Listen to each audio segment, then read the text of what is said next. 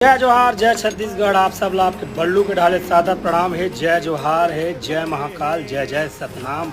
और मोर पगला मन बढ़िया हो। और एक खुशखबरी लेके फिर बल्लू आ गया आप सबके। मैं दुलार पाके मोर जीवन धन्य हो गए और हमेशा धन्य रही। जो मोर पगला मन अपना मैं दुलार देते अपन बल्लू पर स्नेह कृपा आशीर्वाद बनाए रखो। मैं बिना नहाए दो फिर आ गए आप ला खुशखबरी देवर। खुशखबरी ये है, दूरी के बड़े बड़े हैं झिलमिला की पार्ट 2।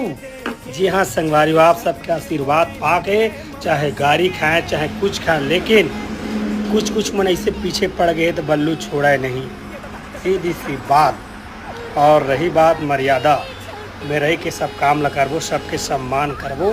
तो बताना यही चाहता हूँ कि मोर संगवारी मोर सुनैया मन मोला मया करिया मन तैयार रहो।